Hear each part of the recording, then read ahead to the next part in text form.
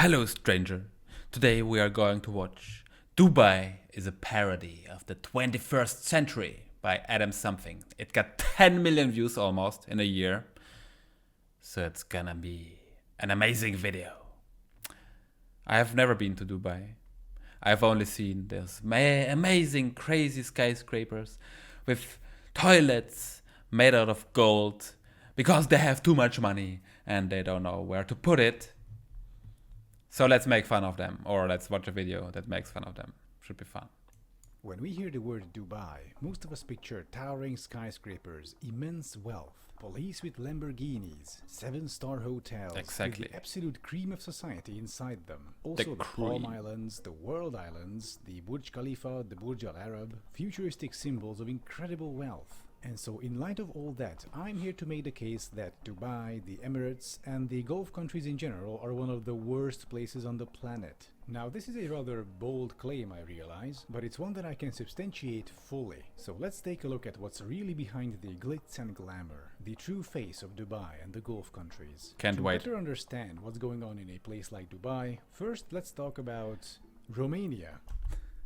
Wait, just wanted to say that for me, it is absolute madness to build all these beautiful skyscrapers in the middle of nowhere. There's just sand around there. Nobody wants to live there. It's 50 degrees outside.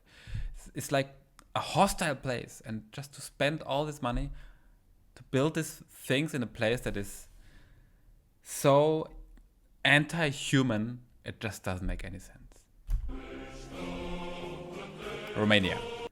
In the decades following World War II, Bucharest, the capital, came to face the same problem as many Eastern European capitals did at the time. As urbanization increased and huge residential areas were built out, the need arose for new, high-capacity public transportation. And so Nicolae Ceausescu, the dictator of Romania back in the day, gave out the order to construct a metro line. And so the engineers created a line proposal and presented it to him. And then Ceausescu was like, "No, I will design the route personally." And so the former shoemaker assistant, who also called himself the genius of the Carpathians, I am not making this up, sat down and redesigned the entire metro line to have it run along the river underneath. What? Yes, along. But Nicolae Ceausescu's wife, Elena Ceausescu, a former textile factory worker, also got her fair share of planning.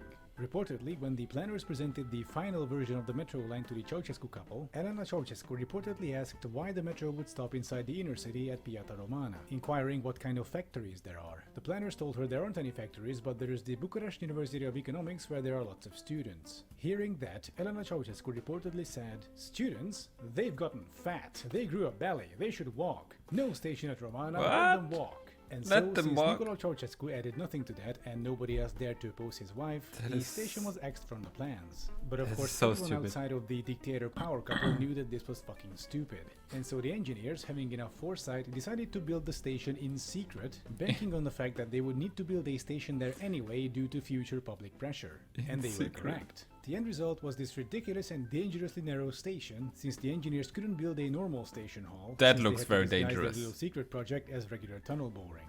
And so the moral of the story is, smooth brain dictator plus construction equals dumb shit. And boy, what a perfect segue this is to the video's actual subject, Dubai. Woo! Can't wait.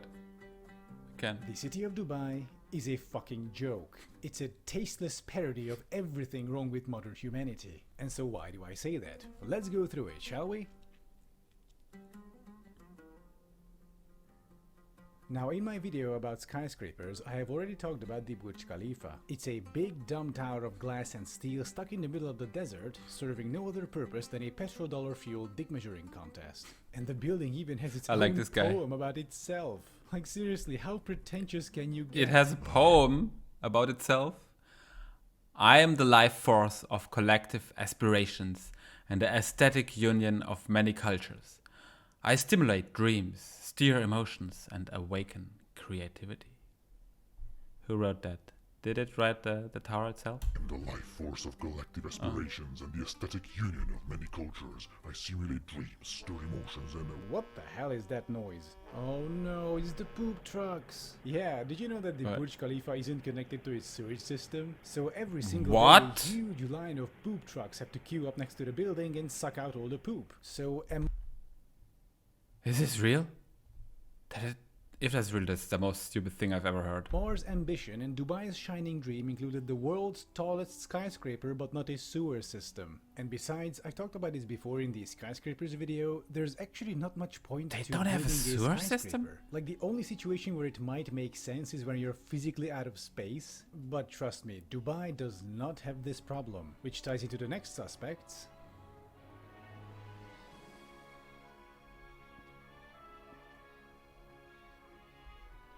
Dubai's Palm Islands are the OG symbols of the city. The construction of the first one, the Palm Jumeirah, started in 2001, if you can believe that. And according to Google's satellite images, it's still not finished. It's still getting built out. And just for good measure, let's take a look at what they actually built here. I mean, these things do look nice from space, but what are they really, from up close and personal? Well, the stem is an 8-lane urban freeway, and the leaves are just individual suburban streets. Probably no There's also a convenience monorail in stores. the middle.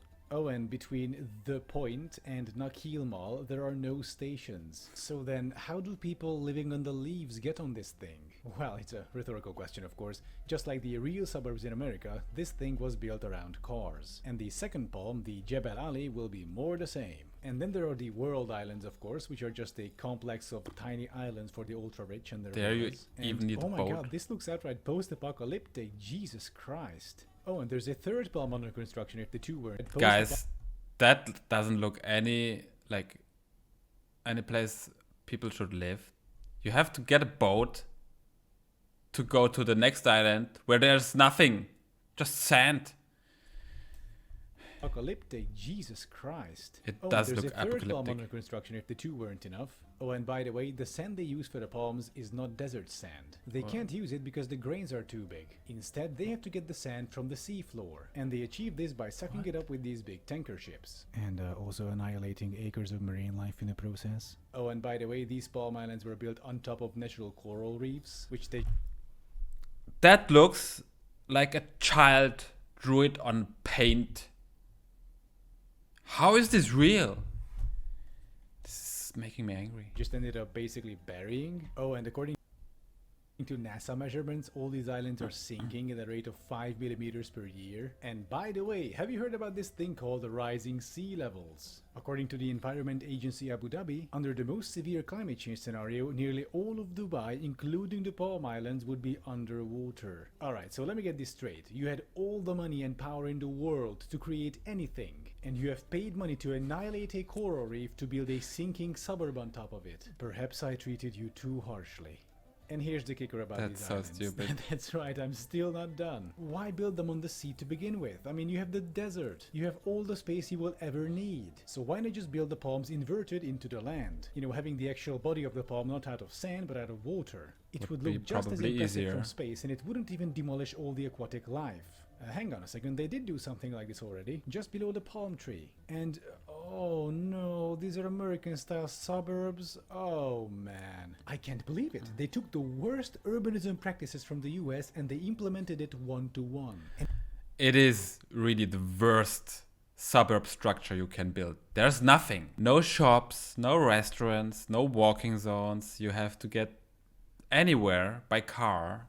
It's horrible. It's a nightmare. And we actually have all the circles of urbanism hell in here. Copy-paste housing, cul-de-sacs, giant highways cutting through the area, no public transportation, a 12-lane arterial road, Jesus Christ. And so this will be our segue to... lanes.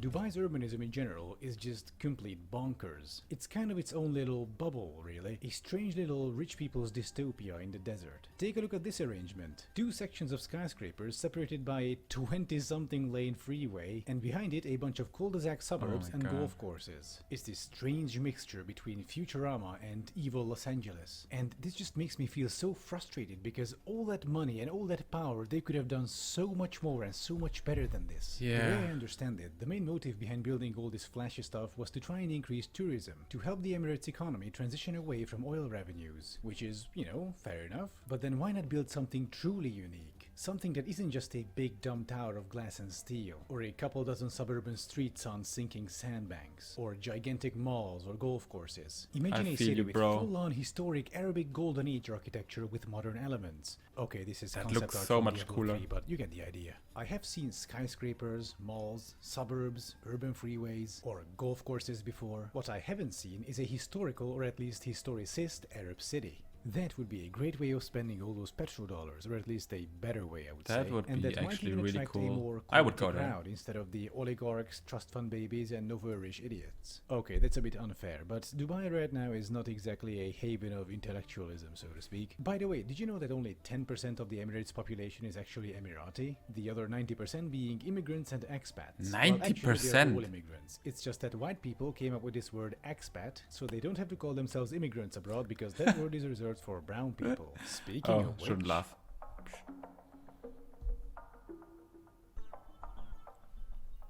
and this right here is my biggest problem with Dubai, the Emirates, and the Gulf states in general. All that luxury, wealth, and opulence you see all around you in Dubai rests on a mountain of human tragedies. Poor people from third world countries such as India, Pakistan, and Bangladesh are lured in by work agencies promising high wages and stable employment. People take loans from friends and family so they can cover the costs of their travel and work visa, usually more than $2,000, despite Emirati law requiring the companies to pay for those. Upon arrival, workers' passports are often confiscated, essentially trapping them inside the country. Workers are forced to work up to 12-hour shifts, up to 7 days a week, for $175 per Wha- month on average. Wage hours are common, many $170 workers per not month? receiving money for months on end. To quote from a Human Rights Watch That's report, nothing. the impact on workers whose wages are withheld for even 1 month is very serious. They immediately fall into arrears on the debt they owe recruiting agencies in their home countries. They incur additional interest, and they are unable to send money home for their families who depend on their income earned in the Emirates. In some cases, the non-payment of wages means that workers do not have money to buy food or basic goods and end up borrowing money just to survive. The COVID epidemic only made things worse. That and the oil price crashing left many workers jobless. Consequently, many were abandoned by their former employers. They now spend their days in half-abandoned worker camps on the outskirts of the city. Only volunteers and their food donations standing between them and starvation. A Guardian article quotes a construction worker called Hassan. He says, "Guests on and off visit and give something, but when nobody comes, we have to starve. We have nothing." All That this is just very a few sad. kilometers away from the 7-star hotels, the world's tallest skyscraper, the world's biggest mall, and the golf courses for rich foreigners. I mean, they have so much money. They could afford to pay a decent monthly salary. Yeah, they don't need to abuse the people. They have too much money. They don't know where to put it. They buy golden Lamborghinis. Just pay the people something fair. According to the estimates of the Commonwealth Human Rights Initiative, between 2012 and mid-2018, more than 10 Indian workers died in Gulf countries every single day. And these are What? just the Indians. In addition to that, a Jezebel article goes on to say that at least 2 Indians commit suicide every single week in the Emirates. A number, they say, that is simultaneously both shocking yet unsurprising. They That show is very photos of the shocking. accommodation the workers have to endure, unfit even for animals. A harsh contrast to Instagram's parallel universe. They call this system modern slavery, and I'm afraid they are correct. This and the previously mentioned issues, but especially this, is why I hate the Emirates and especially fucking hate Dubai. The city of Dubai is a fucking joke, one that's unusually cruel. It's a twisted parody of everything wrong with modern humanity. I'll leave you with a poem from Bertolt Brecht, written in 1935, titled Questions from a Worker, who reads, "Who built Thebes of the 7 gates? In the books you will read the names of kings. Did the kings haul up the lumps of rock? And Babylon, many times demolished, who raised it up so many times? In what houses of gold glittering Lima did its builders live? Where, the evening that the Great Wall of China was finished, did the masons go? Great Rome is full of triumphal arches. Who erected them? Over whom did the Caesars triumph? Had Byzantium, much praised in song, only palaces for its inhabitants? Even in fabled Atlantis, the night that the ocean engulfed it, the drowning still cried out for their slaves. The young Alexander conquered India. Was he alone? Caesar defeated the Gauls. Did he not even have a cook with him? Philip of Spain wept when his armada went down. Was he the only one to weep? Frederick II won the 7 Years' War. Who else won it? Every page a victory. Who cooked the feast for the victors? Every 10 years a great man. Who paid the bill? So many reports, so many questions.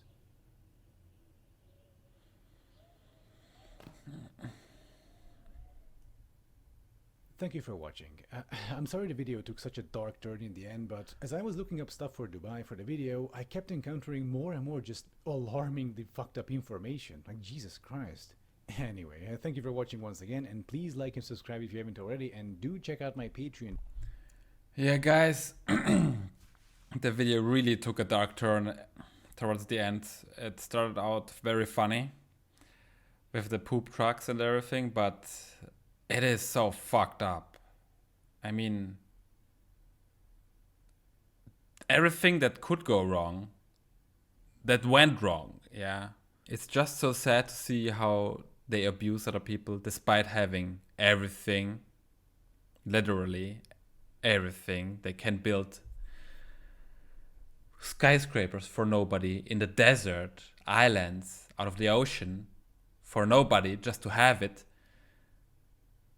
And they don't think about anything around it. Like, how do people feel being there? How is this beneficial for the city itself? Like, building a highway, separating city parts. It just doesn't make any sense if you think for 1 second about it. I will never go there. I already hate it just by watching this video. Maybe I'm being too judgmental, but just listening to this and watching this, it's so sad. And it pains me to see that so much human work, human potential goes into shit that nobody needs. It makes me angry. It's just so much wasted potential. It could, all this energy and money, it could have been spent on something useful, something beautiful, on science. With this very dark note at the end, go subscribe to Adam Something. He made a great video, nonetheless. And thank you for making this. And you guys, see you tomorrow. I will be in a better mood again. And now I will go cry in my bed.